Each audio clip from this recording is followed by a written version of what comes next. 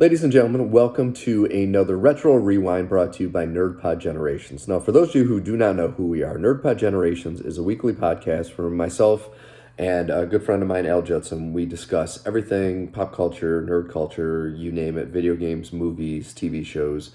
And we've been doing these YouTube videos to kind of give you a different angle, add a little content, give it a different angle about us, go over some movies that you may or may not have seen.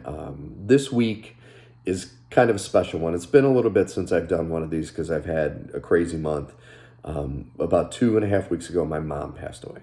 Now, my mother was everything to me. She was a single mom raising me and my two brothers since I was 4. I'm going to be 46 this year, so that tells you how long it's been.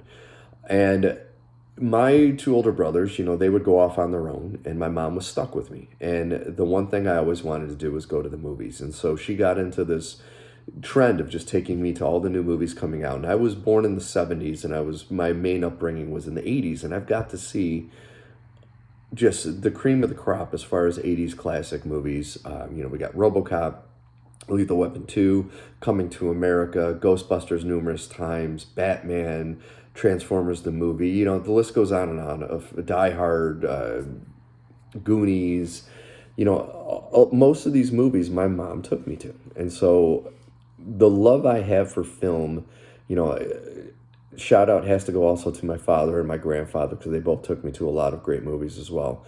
But there are a lot of films that I cannot see without thinking about her, because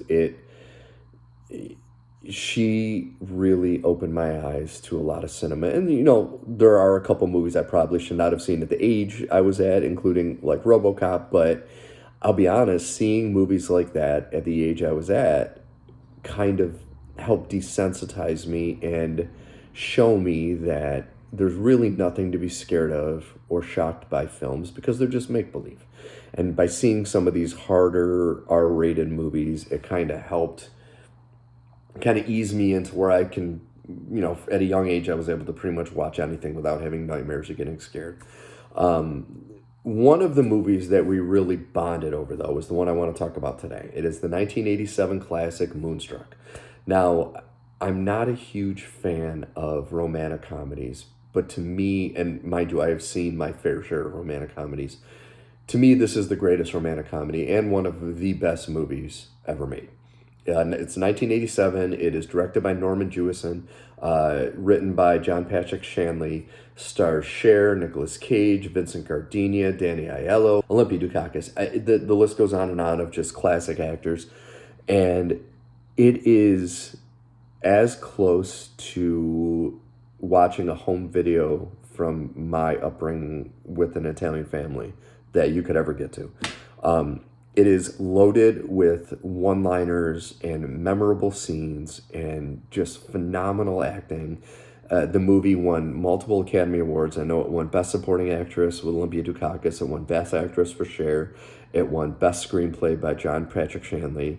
I believe it won Best Picture. I'm not 100% sure, mind you. It's been a very long time since I looked up all the awards that this movie has won, but it pretty much took the lion's share, which is fantastic, because it greatly deserves it. If you have not seen this movie yet, it follows an Italian family in New York City. The father is very wealthy. He is a plumber.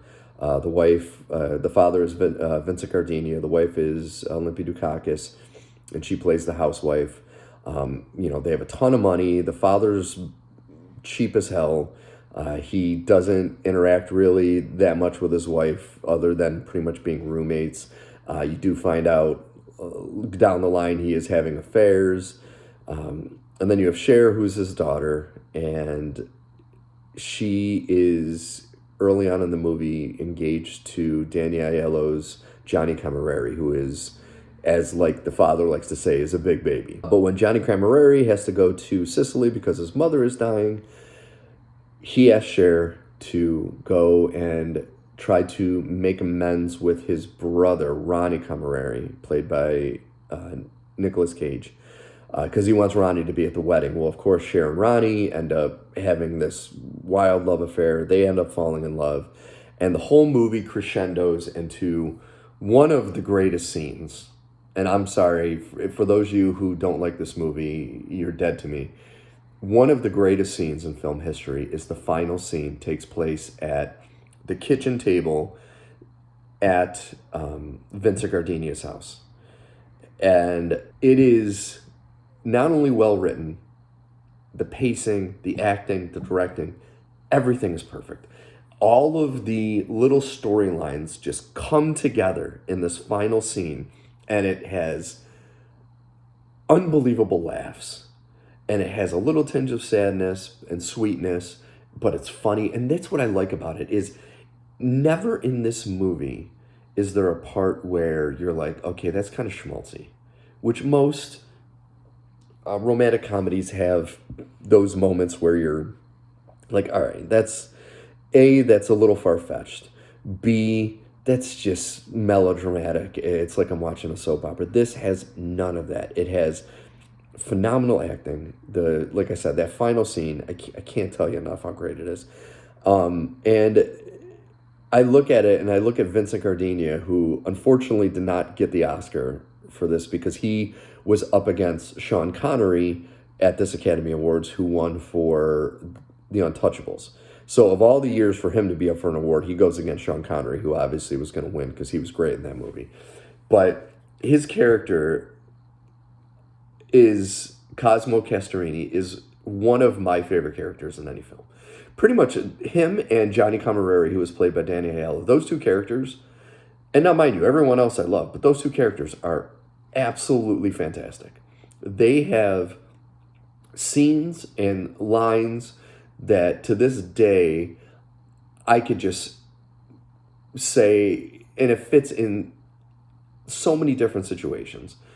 And I just, I'm kind of nervous about the next time I see this movie, because it'll be the first time will have seen it without my mom being around, because I would watch this movie, or she would watch this movie, and we would text the movie lines back to one another. Like, there's a part where Johnny Camerari yells to his brother, "You're a son that doesn't love his mother," and we would always yell that and laugh and just reminisce, because this actually was also one of the final movies that my mom showed my grandmother before she died in 1991.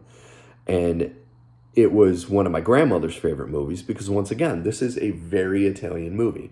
And for those of you who love movies like My Big Fat Greek Wedding, that is 100% a ripoff of this movie. Like, if you watch this movie and then watch A Big Fat Greek Wedding, you're like, all right, the beats are very similar as far as how the family dynamic goes. Like, the storylines have a different outcome and have a different kind of flow, but the beats are the same.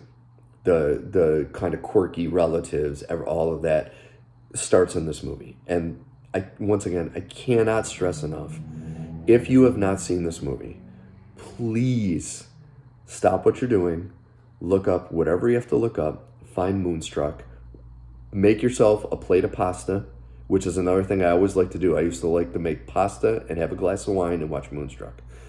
Do that. You will have the time of your life. It is that good. So I hope you enjoyed this. I thank you for letting me go on a little bit about my mom, because I could not figure out a way to have a proper send-off for her when it comes to film and how much she has impacted my life with that. And then I thought today it has to be Moonstruck. Moonstruck is something that I will never be able to watch that movie without tearing up a little bit thinking about my mom. So thank you so much. I hope you enjoyed this video. Once again, check out these videos, NerdPod Generations on youtube.com. And then every week, look up NerdPod Generations. You can find us Apple Podcasts, Spotify, pretty much any podcast site of your choice. We have our 48th episode is going to be going up, so I hope you enjoy that episode. All the past episodes this week, I know we're going to be talking about Moon Knight, Picard, episode 4, I believe, and Halo, the first episode, and then we're also going to talk about the big Oscar controversy that just happened. But please, give this video a look-see. Give us a like, subscribe, go to staylorbooks.com. You can look up the different works I've done as far as my writing career is going, and also there is a part for NerdPod Generations where you can send us direct email comments, questions, topics you would like us to talk about. So I thank you so much, and I hope you have a great rest of your evening.